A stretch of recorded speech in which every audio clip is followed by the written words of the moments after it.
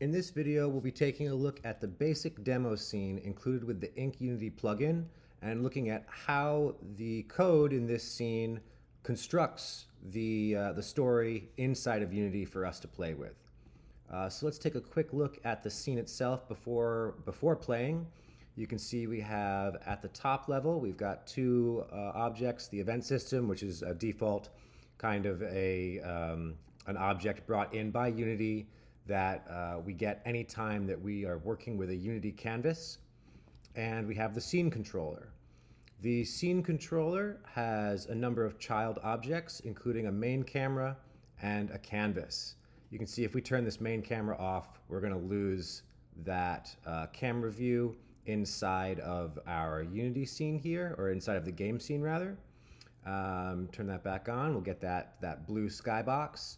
And you can see if we turn off the canvas, we'll lose the canvas content. The canvas is set to a screen space overlay, which means that it's actually not being rendered through the camera, which is why when we turn this off, we can still see the text here. It's actually being rendered on as a screen space overlay, so that's really, it's taking up, it exists in the screen space sort of above all of the camera content. On this canvas, you can see we've got three different children game objects.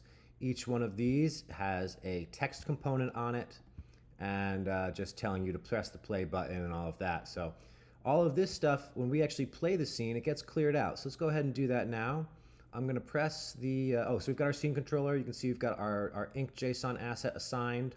We have some other references here, which we'll look at shortly in the script as to how these get set. But let's look what happens when we play. So when we play, our canvas, the content that was on here has been removed. You can see we actually, this also happens. Our inspector window, we're auto-focusing this ink player window. We'll look at why that happens in a minute. And you can see instead what we've got on the canvas content is a text game object, which says clone. This is because this was instantiated from a prefab. We'll talk about that shortly. And two button objects, also clones because they are also instantiated from prefabs. Each of these button objects has a text object, which, as you can see, again, has a text component. And this text has been filled in with the story content, as well as has the text node here that has the story content, and the choice content. So we're going to back out of this real quick. We'll go back to our demo. And we're going to jump over and take a look. This is the basic ink example script. This is what's doing most of the heavy lifting in terms of making our game scene interactive and taking the InkJSON story asset and transforming it into something we can actually click on and play through in the Unity scene. So we're going to jump into that now. So in our basic ink example script, you can see we've got a couple packages that we're bringing in. So this is a MonoBehaviour. This means that this script is something that's going to go on a game object applied through here as a component. You can see if we look for our basic ink example, here it is as an option to add. And so let's see, the very first thing we're going to look at is our awake function. So this is the very first function that gets run when you start up your Unity scene. Any component, any script on a game object will run its awake function when we start the scene or when that object first becomes active in the scene. So you can see the very first things that are happening here is we're making a call to remove children and then a call to start story. So let's look at remove children first. I'm going to command click this so it jumps me to that function is inside of VS Code. So you can see here remove children int child count equals canvas.transform.childCount. So we're getting the number of children of the canvas's rect transform or transform component. Every game object in your scene has a transform or rect transform component. Transforms are for non-canvas objects, and rect transforms are for canvas objects and their children. And this controls the position, the rotation, and the scale within the scene. So this also controls essentially our display hierarchy for all of our objects. And so when we say canvas.transform.childCount, we're looking at, so the canvas, okay, let's look at this real quick. How do we know what our canvas is? We know we have a canvas in the scene, but where is this reference coming from? Well, if we look down here at the bottom of this file, they have this SerializeField private canvas equals null. So the this reference says that we're going to, have an instance of type canvas. We're going to assign it to our variable named canvas. It's a private variable, so other classes outside of BasicInkExample won't be able to reference it. But we're also adding this SerializeField attribute, which means that it will be shown as a field on the script in the Unity inspector. So if we go back over here, we can see this is where that serialized private canvas field is showing up as a field on the script inside of our inspector window. And so this is where we actually assign that reference. We say the canvas that we want to be referencing inside of the script is this canvas. And so this has been actually dragged and dropped over here. The project was already set up like that when we opened it. But you can see we can assign this back to none. And if we try to run this after removing that canvas reference, we're going to get an error here. Unassigned reference exception. The variable canvas has not been assigned. And that's of course because we just unassigned it. So we can go ahead and drag that back into Canvas to assign that reference. And you can see here these other references, the InkJSON asset, the text prefab, and the button prefab. These have also all been pre-filled. And if we look back at our script, you can see we've got, again, a private serialized field for the text prefab, a private serialized field for the button prefab, and a public story field, which public story field and our private text asset InkJSON asset field.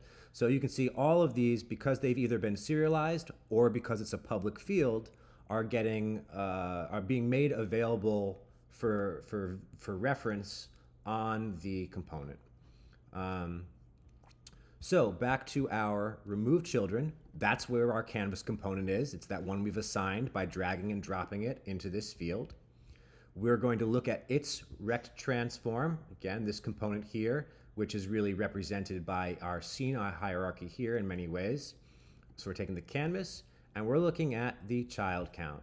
So we can see here, in this case, the child count is 3 because there's these 3 objects. It doesn't matter how many there were, right? We're just going to be iterating through every one of those children, and we're going back to front. You can see we're starting at the end, moving forward, because we're going to be destroying each one. So if we said I equals 0 and tried to go plus plus, as we moved through it, we would be actually shifting the indexes of the children because they're being destroyed while moving up through them, and that would not work the way we expected it to work. We would encounter an error there that we were going to get an index that was out of range because things were moving around while we were busy destroying them. So we are destroying each canvas transform getChildI.GameObject. So the actual game object itself is getting destroyed when we run this line. And so this is how right at the beginning we clear out all of these children. And you can see if I, on my awake function, if I comment out our start story here and I save it and I come back over here to our demo scene, after it compiles, I'm going to play, you'll see we're going to end up with a blank canvas and no content. So we're still running that remove child function, but we're never running the start story. So from here, we can go ahead and we're going to look at our start story function. So in Start Story, you can see we are creating a new story field, we're assigning to our story field a new instance of class story, which takes in the InkJSON asset text. And this line here, if onCreateStory does not equal null. OnCreateStory is this public static event action that we talked about in our previous video. This is an action that is getting, emitted out, it's getting published out to anybody who's listening to it when we invoke this event action. So we are checking here if it does not equal null. So one thing to know about actions, if no one is listening to it, the action actually will not have a reference yet. Even though it's here, and we've created it, the action only gets an actual reference once someone is listening to it. And that's why we have this null check here. And so assuming it's not null, we call onCreateStory with the story. And so we're invoking this action. Anyone who is listening to it will receive that as an event. We can see we've got here in our references our BasicInkExample.Editor is listening. So when we create the story here, this action is going to get called, and this method that does some, this is a method that is adding some custom functionality to our inspector window for our BasicInkExample script. And we'll go into editor scripts a little bit later on in this video. So anyway, back to our BasicInkExample. So this is getting called, and again, if you watched our previous video, we know that we're actually also listening for that event in our little numClicks observer script that was counting the clicks on our previous story. So back over here now. Okay, so we're triggering that event, and then we're calling RefreshView. If we look at RefreshView, you can see we're actually removing all of the children again, same function as called earlier. And then while the story can continue, we're going to be creating story content. Again, command clicking to take a look at this definition. Here is the metadata file for an Ink runtime story. You're able to view here all of the different fields, the different methods, the different events that exist on your Ink story class, the instance of that class. And so we're able to see here that we can get all sorts of different information about this. We can get our current choices, the current text, tags, errors, all of that is available for access through the story asset. And so that's one way that we might be, modifying our scene with new information around the story, is by getting certain aspects of this story asset. Perhaps if we're looking at the choose path, right? This is the choose path or choose choice index. These are functions that we could call on that story asset ourselves. So as an example, if we wanted the user to click on something maybe other than a button, let's say that there was a timer involved. And when the timer runs out, if they haven't chosen anything, we're going to make a choice for them.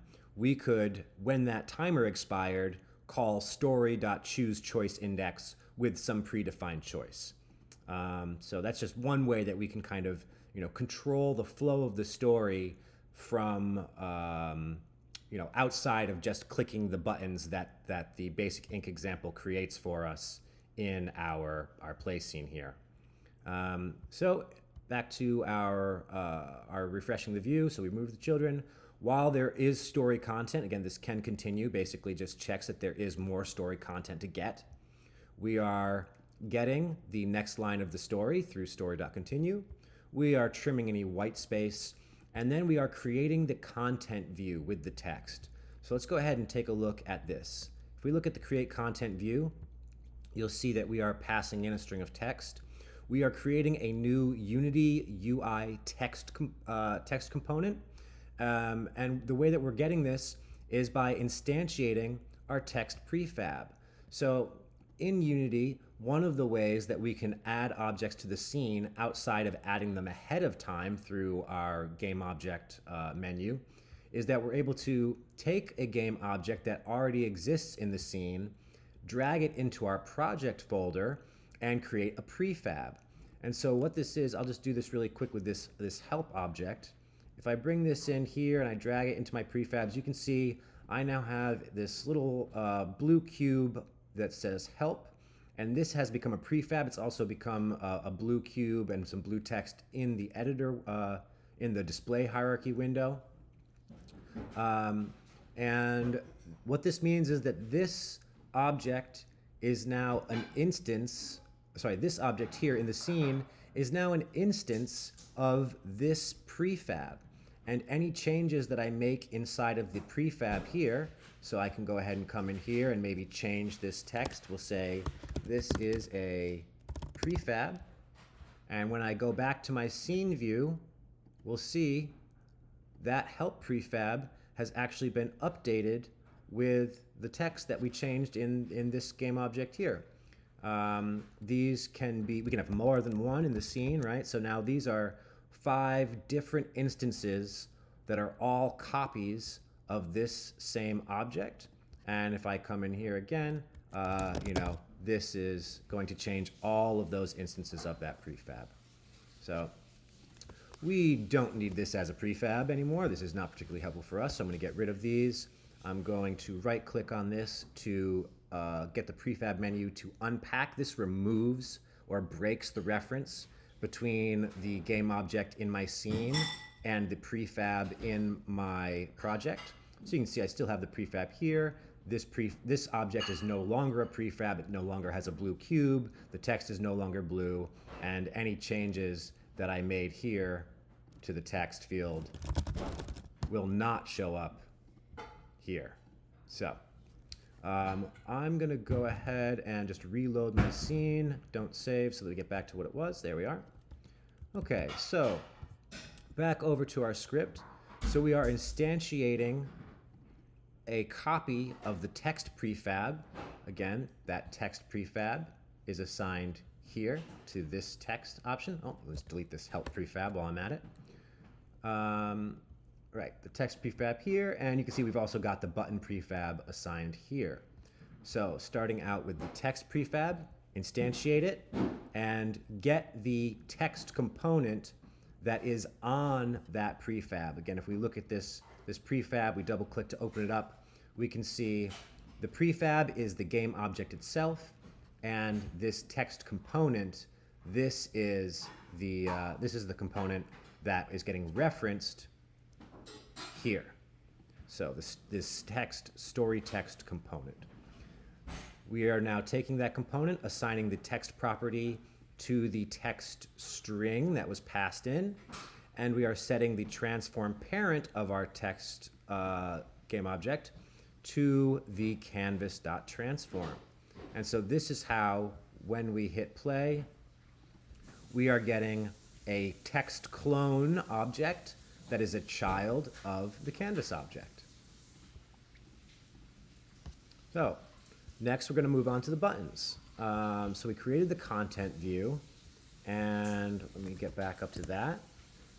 Okay, so after we create the content view, we look at all of the choices for the current choices in the story, and for each of these choices, we're going to get the choice out of the story itself. So this is I'm going to click on the choice class here to look at this. We can see these are the different fields that we're able to access from this choice class, which is again is part of this the Inc runtime package. And you can see that we're able to look at the text itself. We're able to look at the index on this choice. We're able to look at tags and some other options here. And so we're getting the choice on the story. We are getting the text of that choice, and we are passing that to a create choice view method.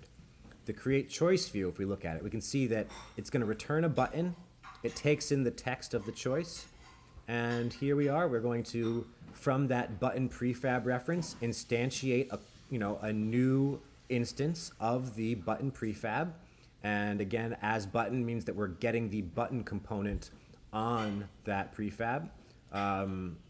Another way to do that would be if we did button prefab dot get component. This is another way that we could access the button component on a newly instantiated game object. So we've got our button. which is called choice. The choice transform set parent, same as with the text field. We're setting the parent to the canvas. And we are making the button expand to fit the text. We have a horizontal layout group. Here you are. We can see the get component method being used here. We are getting the horizontal layout group component that is on our choice game object. And so if we look at the button component, we can see here horizontal layout group, and this is the component that's being grabbed here. Child force expand height equals false. So this is just kind of affecting some of the layout properties of this button, and mostly that setting that to false means that it's not going to try to expand the button to take up the entire field view. It will just allow the button to collapse to be the height of the text inside of it. That's what this line here is doing. And then we return the choice. We return the button prefab back from this function. You can see we are, let's see, create choice view. Here it is. Tell the button what to do when we press it. Okay, so this button, we can see, has an on-click field. This is the, so again, command clicking here takes us to this reference. We can see this is the Unity Engine UI button component metadata. So we're able to kind of see into the class here of what a button has, like the options a button has for us. And one of those things is this on-click event. The on-click event is able to be listened to with this add listener, and we pass a function in that is what we want to get called when the on-click event of the button is fired. So our on-click choice button method that's being passed in as a delegate here. We can see this one, that story choose choice index, right? We looked at that earlier as a way to tell the story that we're selecting a specific option. We're passing in the choice, looking at the index field on that choice, and then refreshing the view. And so what's happening when we hit the choose choice index method, the story is being advanced based off of the story that we've written in our Inc asset. It's advancing the story and then refreshing the view. Back up here, you can see if we get to the end of the story and there's no more choices, then we're going to create a choice view, which instead of getting the text from the available choices, we're creating one choice and saying that it has the text end of story, restart, and when that button is clicked, instead of the on-click choice button action, we're passing the start story function here. And so when they click that restart button, it's just jumping back to start story and starting us all over again from the beginning. So that is pretty much the entirety of our basic Inc example script, and that's how this, when we run it and we click on a field, it's advancing that story through our where it is. Oh, yep, our on-click choice button, right? So this is getting called, choosing the choice, refreshing the view each time, removes all of the previous children, all of these text and button clones.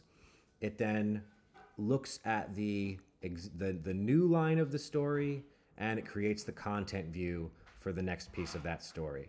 And so that's how this script allows us to move through the story, clicking the buttons, selecting those choices in the story, and then getting the next bit of story here. What we're going to look at next is the BasicInkExample.Editor window. And this is where we actually see this story field here that we're looking at in the inspector. This is visible to us through a custom inspector that is written in our BasicInkExample.Editor class. So let's take a look at this one. This is, you can see, we're not extending MonoBehaviour anymore. Our BasicInkExample.Editor is extending the editor class.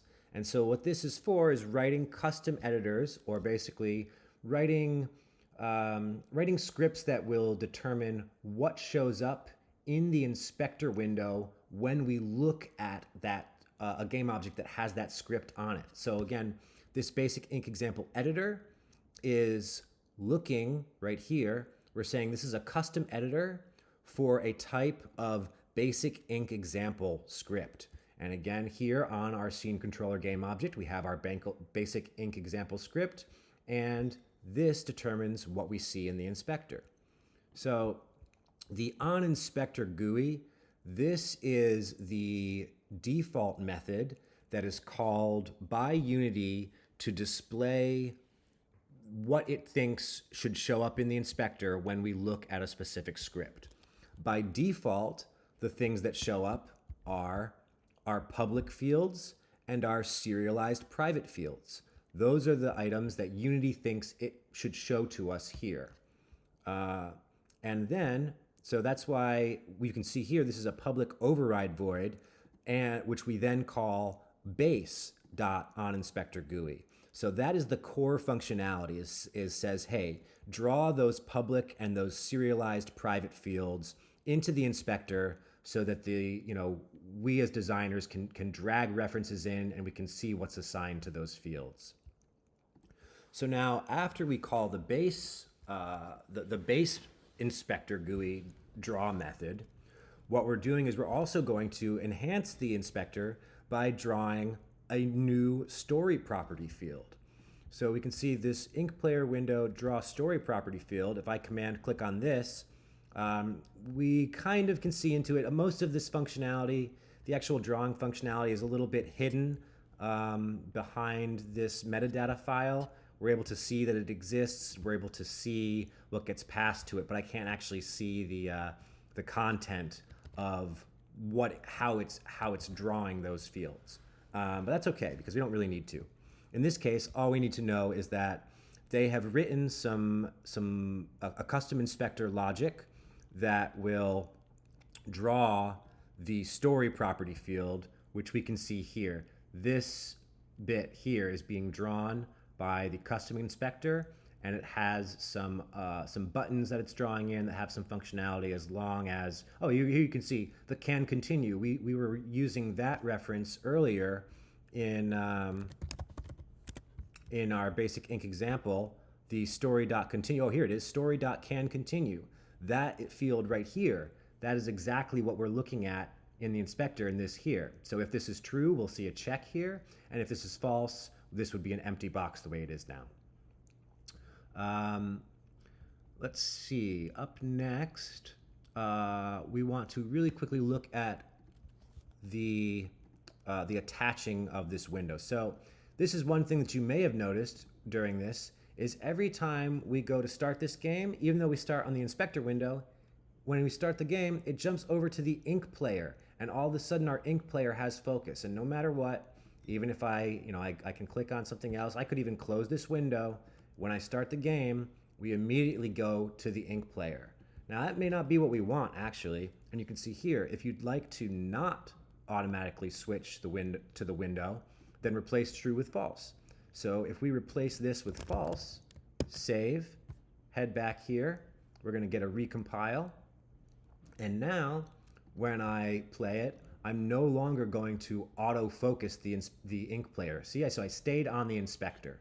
And so that's just one example of, our custom, our ink example editor, this custom editor that we've written, how it can affect what we're seeing in the inspector view inside of the Unity windows here.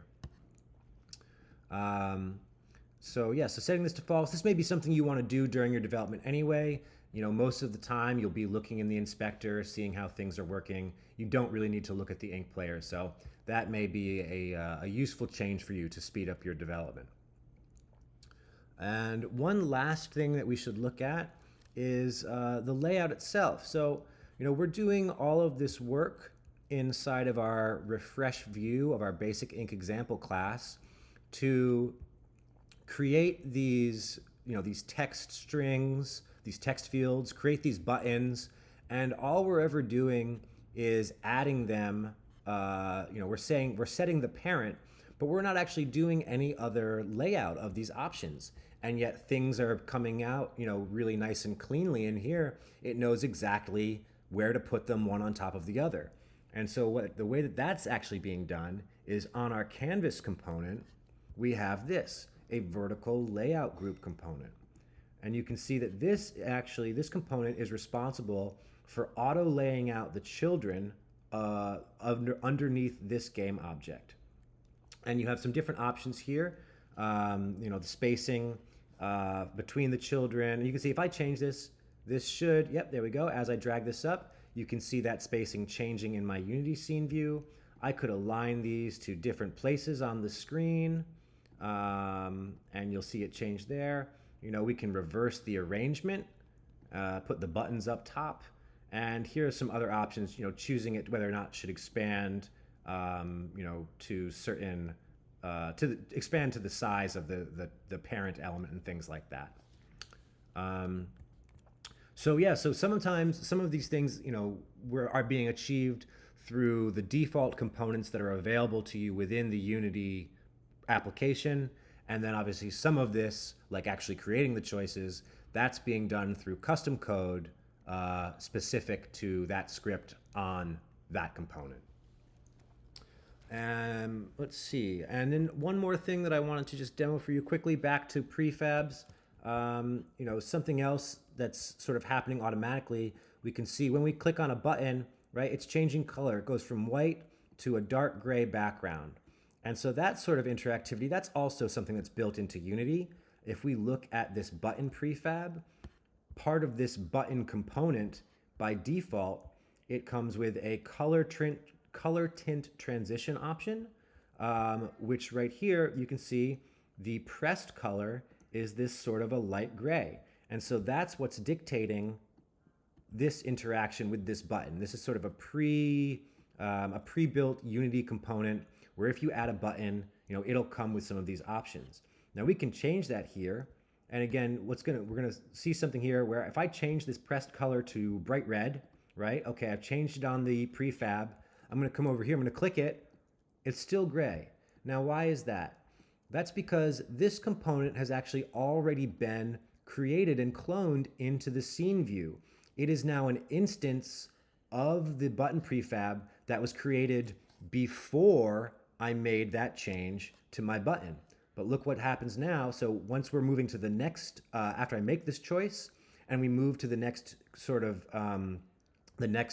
part of the story, remember what's gonna happen, it's gonna destroy this canvas content, and then it's going to make new clones of my text and my button prefab, which now has a red pressed color. So I'm gonna go ahead and click here. It's light gray because it's already been created. It's now been cleared out. The new content has been created, and now my buttons have this bright red pressed state. So that's just a little note on the way that these prefabs work, and when they're instantiated, when we create an instance, create a clone instance, the state that is cloned at that time is the state that it receives. I hope this has been informative, and if you have any questions, please feel free to reach out. I'm happy to help.